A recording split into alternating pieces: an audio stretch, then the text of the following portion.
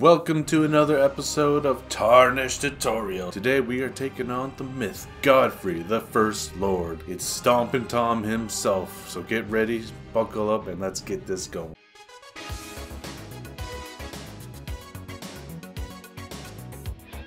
Step 1. This attack, he's going to just come down with a little power smash. There's not too much of an AoE like you will see eventually, but he's going to follow it with a wide swinging attack, so it's a 2-move attack. Let him finish up and then get your damage in. Step 2. This is going to be one of his more typical attacks, just a standard double slash. Timing is not really offbeat or anything. It's pretty casual. Avoid and then get your damage in. Step 3. Now we're getting into a bit of the stomping. This one is going to be a forward projectile. You can jump or roll, up to you, but get in, close the distance, and do some damage. Step 4. This is going to be another variation of his standard double swing, except he's going to follow it up with a third heavy in this combo. So dodge the first two, wait a moment, and then roll past his final attack. Here we see that standard combo again. Step 5. When he loses about 30% of his health or so, he's going to engage in a minor phase change where he's going to start doing stomping more. In this particular instance, he's about to do that regular projectile, but I just wanted to note it's around here. You'll see a shift in his moveset. Step 6. At this point, it is recommended to start jumping through whenever you see him get ready for a big stomp. It's just good practice, honestly, because he's going to be stomping a line. Jumping is probably the biggest asset in this fight.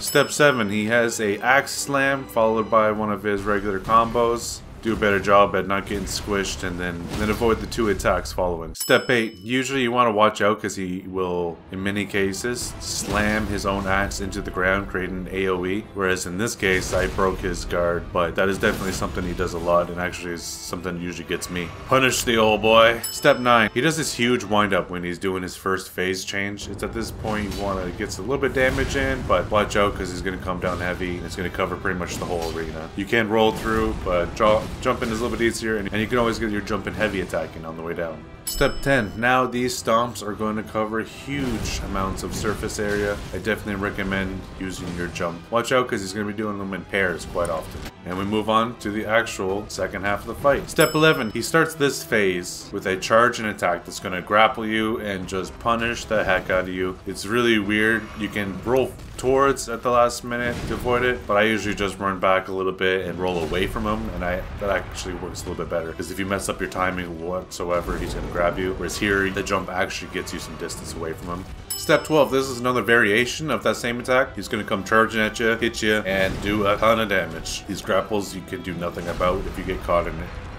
As you can see, I recommend rolling towards to avoid this one. Step 13, especially if you're playing aggressively like you should be, he's going to be doing this yell AoE all the time to push you back, and he charges. Does a little bit of damage, it's more just to shake you off of him. He also does this quite often whenever he's about to do his heavy earth shattering skill, so stay prudent. Step 14, the earth shattering smash I just told you about. He's going to come down heavy, he's going to cover a lot of surface area, but he's going to slam again, start burning up the earth, and then there's going to be a third shockwave. The easiest route, start running away, dodge whenever he does each of the shockwaves, and then the third one, which is the hardest one to avoid, you should be clear from the attack zone. Step 15. Now it looks like he's just doing a quick little warm-up, but he's in fact getting ready to pummel you into another one of those grapple attacks. So luckily this one has huge tell since he's sitting there winding his arm up, but avoid the heck out of that and then retaliate. Step 16. Now this is a pretty fast boss and I'm getting punished right now for trying to do a long winding up attack, so just watch out. Those kicks can be pretty quick, and as always everything he does a ton of damage. So yeah, he's got quite the variation of techniques, but that's what makes the fight pretty fun too. Once you get used to this ground stopping, those are the hardest things to avoid because you're just probably not used to it. The long wind up technique, he does it again just like in phase 1. Step 17. Now watch out for that long winding heavy kick. His legs hurt, let me tell you. Also, they do that AoE as you saw. Now he's cold and angry and the fight is about to wrap up. Use up everything you've learned to get the best of him. Don't give up even when things are looking dire, and they certainly will. And enjoy the fight. Don't forget when you're done beating him to leave your sign and help other people do the same. He's worth quite a bit of runes, and I have a lot of fun doing the summons fights with him, and it's good practice. So that wraps up today's video. If you liked the video, please consider subscribing to staying up to date with the latest content, and I'll see you guys on the next video. Adios.